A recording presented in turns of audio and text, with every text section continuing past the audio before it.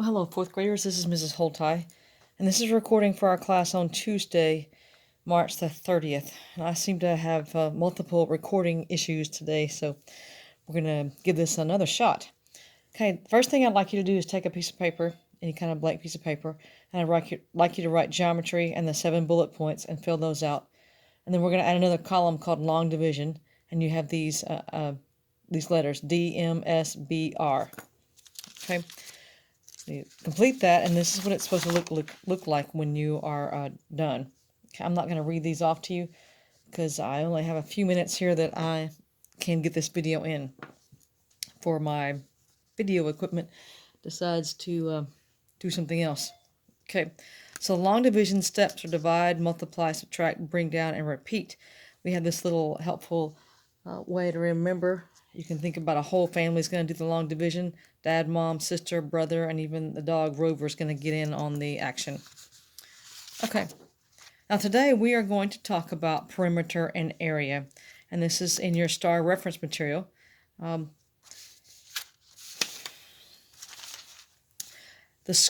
give you a formula or an equation for perimeter for a square and for a rectangle. For a square, all the sides are the same, so the perimeter is going to equal 4 times s.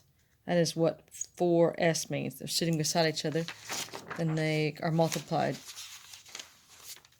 Okay, here's this written a little larger. Maybe it'll be easier to see. Okay, so the perimeter is the rim. It's like the outer edge, the border, the outside part. That is the perimeter. And to get the perimeter, you just add all the sides up. Our two equations are 4s, perimeter equals 4s. That means 4 times the sides, because they're all the same in a square. If you have a rectangle, you can take the length, and L for length and W for width, and 2 times L plus 2 times W will give you the perimeter. Now all the answers in the perimeter has to have a unit attached. Are you measuring in feet, centimeters, meters, some kind of length measurement? Okay. When you get to area, the area is the inside. Okay. The inside is all of this area. That's why it's called area, yes? So to calculate the area, you have length times the width. Now they each have a unit with them also. Feet, inches, miles, kilometers, whatever. When you get your area, though, the units are squared. They have a little exponent 2 over here at the top to the right-hand side.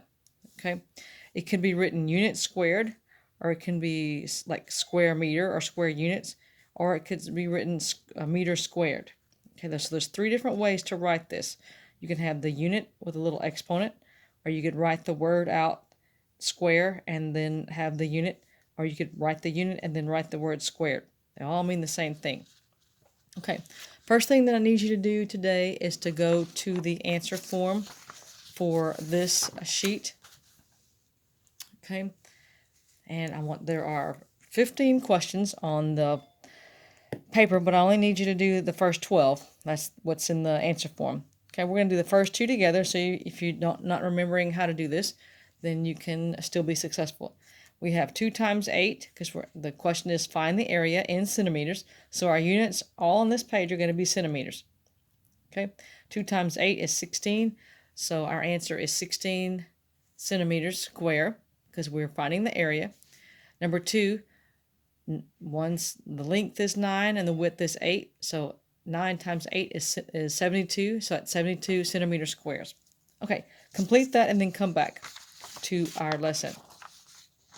Okay, what we're working on today is figuring out when we are given the side and given the total area, okay, can you find the other length? Well, yes, we can.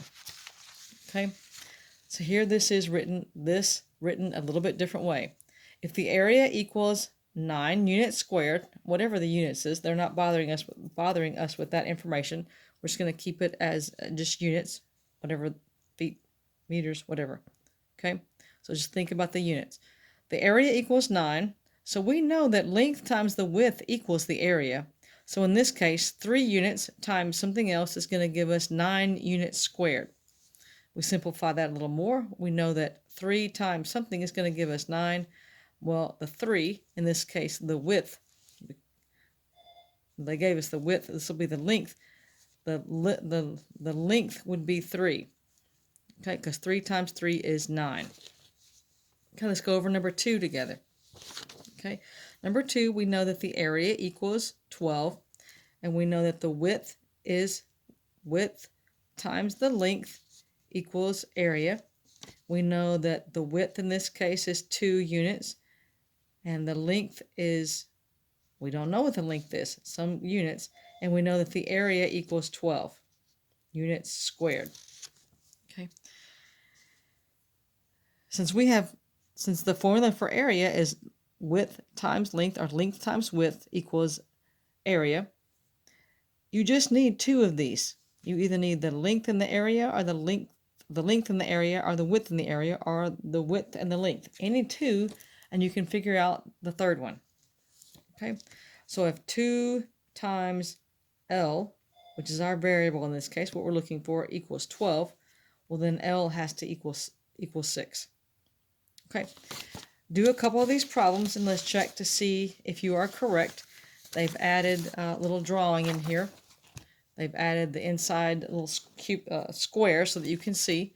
So if the area is 9, then one side's going to have to be 3, and the other side's going to have to be 3, and the shape is a square.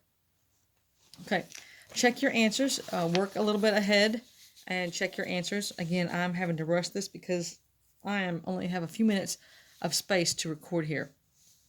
Okay, let's talk about number 3. If the area is 56, okay, we're looking for this length here. 7 times something is going to give us 56. Okay, so we know it has to be 8. And indeed, the answer is 8 units, whatever the units. Okay, I'm asking you to work through this.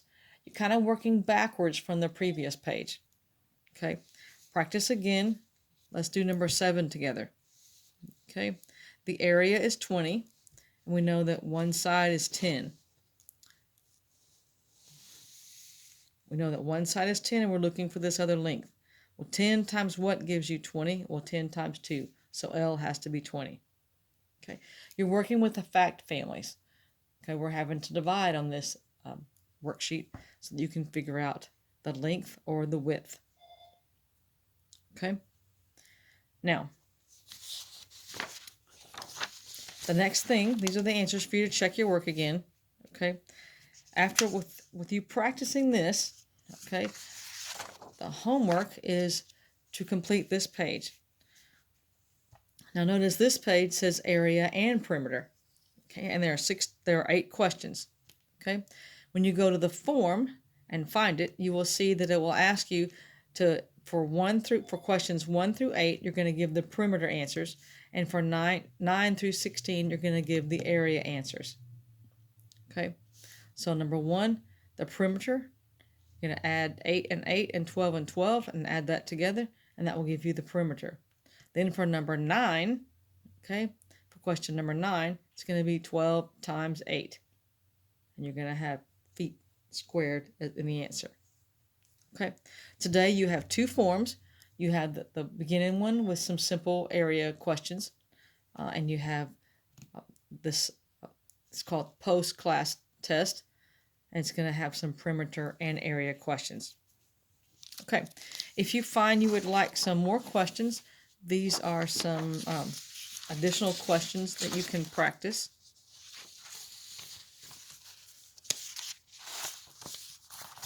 Here.